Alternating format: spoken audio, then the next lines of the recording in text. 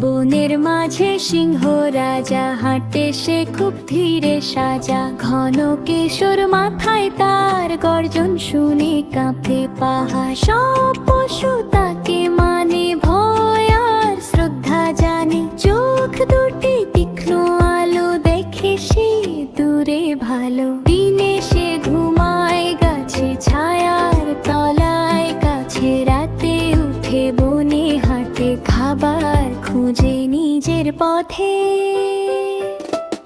রাগ করলে